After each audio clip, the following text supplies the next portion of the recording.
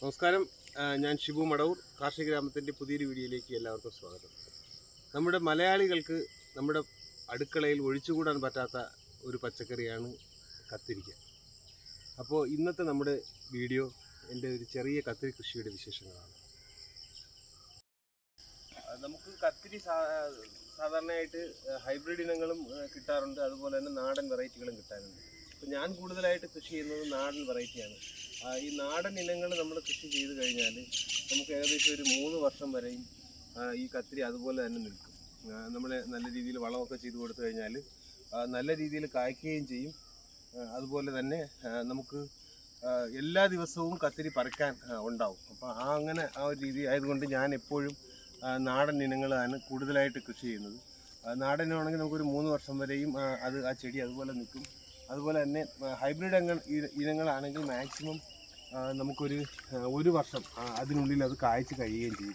അപ്പോൾ ഇത് നമ്മുടെ ഒരു വയലറ്റ് കളറിലുള്ള ഒരു കത്തിരിയാണ്. കണ്ടോ, ഈ ഏകദേശം ഒരു 300 ഗ്രാമിനടുത്തൊക്കെ ഒരു കാ വരുന്നുണ്ട്. അപ്പോൾ ഇതിനൊരു പ്രത്യേക സ്ഥലമൊന്നും കണക്കാക്കിയിട്ടല്ല കൃഷി ചെയ്തിരിക്കുന്നത്. ഇവിടെ ഞാൻ പയറും ബാക്കിയെല്ലാം നടുന്നതിൻ്റെ ആ ഒരു പണയുടെ സൈഡിൽ ആണ് ഞാനിങ്ങനെ ഇവിടെ ചെയ്തിരിക്കുന്നത്. ഇതുപോലെ മറു സൈഡിലും ചെയ്തിട്ടുണ്ട്. നമുക്കൊരു 10-20 മൂട് കത്തിരി ഉണ്ടെങ്കിൽ നമുക്ക് ഏകദേശം ഒരു ആഴ്ചയിൽ എങ്ങനെയായാലും ഒരു 5 കിലോ, ശരാശരി ഒരു 5 കിലോ ഒക്കെ നമുക്ക് പറിക്കാൻ പറ്റും.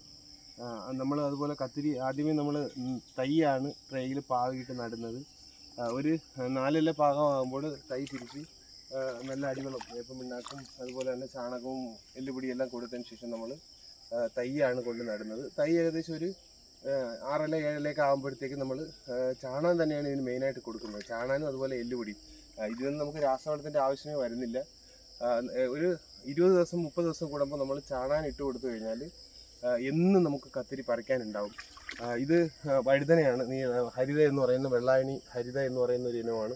ഇതൊരു 3 വർഷം 4 വർഷം വരെയും ഒരു കത്തിരി എനിക്ക് കായ്ച്ച് നിന്നിട്ടുണ്ട്. അത് ഇടയ്ക്കിടയ്ക്ക് നമ്മളിതിൻ്റെ ബ്രാഞ്ചെല്ലാം വെട്ടിക്കൊടുത്തു കഴിഞ്ഞാൽ വീണ്ടും പുതിയ ബ്രാഞ്ച് വരികയും നല്ല രീതിയിൽ വളപ്രയോഗം ചെയ്ത് കഴിഞ്ഞാൽ നമുക്ക് ശരിക്കും കത്തിരിക്ക പറിക്കാനും പറ്റും. അതുപോലെ കത്തിരിക്ക് എപ്പോഴും പുഴുക്കളുടെ ശല്യം, കീടങ്ങളുടെ ശല്യം അധികമായിട്ടുണ്ടാകും. അതുകൊണ്ട് ഇത് കണ്ടോ, ഇത് ഒരു കീടം ബാധിച്ച് ആ കത്തിരി കറക്റ്റായിട്ട് തറയിൽ വീണ് പോയതാണ്. അതുപോലെ തന്നെ ഇതിൻ്റെ അകത്ത് ഉള്ളിലേക്ക് എപ്പോഴും പുഴുക്കൾ, ചെറുതിലെ തന്നെ കത്തിരിക്കുള്ളിലേക്ക് പുഴുക്കൾ കയറി അത് മുട്ടയിട്ട് പെട്ടെന്ന് നശിച്ചു പോകാനുള്ളൊരു സാധ്യത. അപ്പോൾ അതിന് ഞാൻ ചെയ്യുന്നതെന്ന് വെച്ചാൽ ഒരു 20 ദിവസം മാക്സിമം പോയാൽ 20 ദിവസത്തിനുള്ളിൽ വേപ്പെണ്ണ അടിച്ചു കൊടുത്താൽ മതി. വേപ്പെണ്ണ അത് കണ്ടിന്യൂസ് നമ്മൾ കൊടുത്തുകൊണ്ടിരിക്കണം. അതുപോലെ തന്നെ ഇലചുരുട്ടി പുഴുവിൻ്റെ ശല്യം എപ്പോഴും ഈ വഴുതനയ്ക്ക് ഉണ്ടാകും. എപ്പോഴും കീടശല്യം കൂടുതലായിട്ട് വരുന്ന ഒരു ഇതാണ് വഴുതന. അപ്പം അതിന് നമ്മൾ എപ്പോഴും ഗൗനിച്ചേ പറ്റും. അതുപോലെ തന്നെ ഇതിൻ്റെ അകത്ത് പിന്നെ എപ്പോഴും നമ്മളൊന്ന് നോക്കണം, ഇലയിലൊക്കെ എന്തെങ്കിലും കീടങ്ങൾ എപ്പോഴും ഉണ്ടോ ഇല്ലയെന്നുള്ളത് നോക്കി നമ്മൾ നല്ലതുപോലെ ശ്രദ്ധിച്ചില്ലെങ്കിൽ നമുക്ക് വഴുതനങ്ങ പറിക്കാൻ പറ്റത്തില്ല. നല്ല കീടശല്യമുള്ള ഒരു ഇനമാണ് ഈ വഴുതന.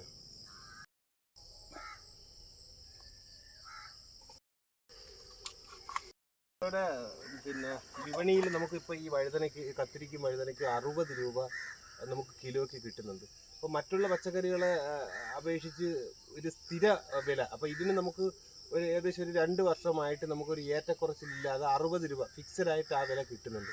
അപ്പോൾ നമുക്ക് കർഷകർക്ക് വിശ്വസിച്ച് കൃഷി ചെയ്യാം. ഒരു 100 മൂട് കൃഷി ചെയ്താലും നല്ല ചിലവുമുണ്ട് ഈ സാധനം.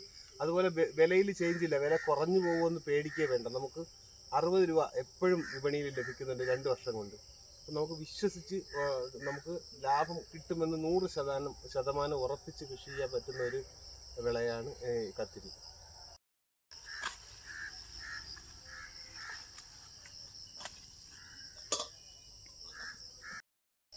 അതുണ്ടോ, ഇതിൽ കീട ബാധിച്ച ഒരു കത്തിരിയാണ്.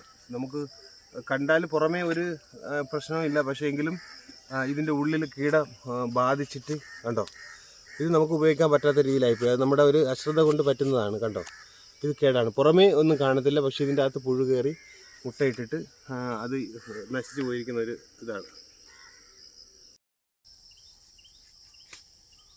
നമ്മുടെ ഹരിത ഇനമാണ്. ഈ ഹരിത ഏകദേശം ഇത് നട്ടിട്ട് ഒരു വർഷമായിട്ടുള്ളൂ. ഇതിൽ കണ്ടോ, ഇത് ഏകദേശം നല്ല നീളത്തിന് ഉള്ള നല്ല ടേസ്റ്റുമാണ്. ഇതിന് നല്ല ടേസ്റ്റാണ് വെള്ളായണി ഹരിത. ഇതിൻ്റെ വിത്ത് ഞാൻ സ്ഥിരമായിട്ട് സംരക്ഷിച്ച് ഏകദേശം ഒരു 5 വർഷം കൊണ്ട് ഞാൻ ഇതിൻ്റെ വിത്ത് സംരക്ഷിക്കുകയും സ്ഥിരമായിട്ട് ഞാൻ ഈ വെള്ളായണി ഹരിത ഞാൻ കൃഷി ചെയ്യുകയും ചെയ്യുന്നുണ്ട്. ഇതിൽ നിന്ന് എനിക്ക് നല്ല നല്ലൊരു വരുമാനം ഈ വഴുതന കൃഷിയിൽ എനിക്ക് ലഭിക്കുന്നുണ്ട്. അപ്പോൾ നമുക്ക് ഈ വെള്ളായണി ഹരിതയൊക്കെ നമുക്ക് വിശ്വസിച്ച് കൃഷി ചെയ്യാൻ പറ്റിയ ഒരു ഇനമാണ്.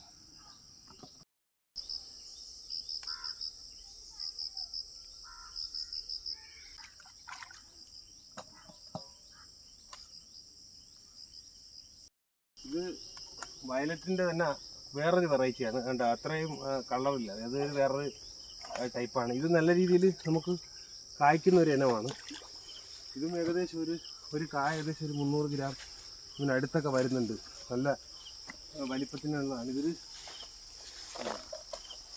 ഒരു കായ്ക്ക് ഏകദേശം ഒരു നല്ല വെയിറ്റ് ഉള്ളതാണ്. ഓക്കെ, ഇതിൻ്റെ കളറ് മറ്റേ നേരത്തെ വയലറ്റിൽ നിന്നും ചെറിയൊരു വ്യത്യാസമായിട്ടുള്ളൊരു കളറാണ്. ഇത് വെള്ളായണി ഹരിത ഇനം വഴുതനയാണ്. ഈ വഴുതനയ്ക്ക് 4 വർഷം പഴക്കമുണ്ട്. പക്ഷേ ഇപ്പോഴും എനിക്കതിൽ നിന്ന് കണ്ട കാ കിട്ടുന്നുണ്ട്. അപ്പോൾ ഇനിയും ഇതിൻ്റെ ബ്രാഞ്ചെല്ലാം കട്ട് ചെയ്ത് വിട്ടുകൊടുത്താൽ ഇനിയും ഇതിൻ്റെ അകത്ത് കാ കിട്ടുന്നുണ്ട്. ഇതെല്ലാം കായെല്ലാം കഴിഞ്ഞതിന് ശേഷം കമ്പെല്ലാം ഉണങ്ങിയിട്ടുണ്ട്. പക്ഷേ എങ്കിലും കണ്ടോ പച്ചപ്പുണ്ട്. ഇത് ഇനി നമ്മൾ കട്ട് ചെയ്ത് കൊടുത്താൽ വീണ്ടും ഇത് പിടിക്കും. അപ്പോൾ നമ്മുടെ നാടൻ വഴുതനയുടെ ഒരു പ്രത്യേകതയാണ് 4 വർഷം 5 വർഷം വരെയും ഇത് നമുക്ക് കായ് തന്നുകൊണ്ടേയിരിക്കും. അപ്പോൾ ഇത് എൻ്റെ ചെറിയൊരു കത്തിരി കൃഷിയുടെ ഒരു ചെറിയ വിശേഷങ്ങളാണ്. അപ്പോൾ ഈ വീഡിയോ നിങ്ങൾക്ക് ഇഷ്ടപ്പെട്ടെങ്കിൽ ലൈക്ക് ചെയ്യുക, ഷെയർ ചെയ്യുക, ചാനൽ സബ്സ്ക്രൈബ് ചെയ്യുക. പുതിയൊരു വീഡിയോയുമായി ഞാൻ എത്തുന്നവരെ എല്ലാവർക്കും നന്ദി, നമസ്കാരം.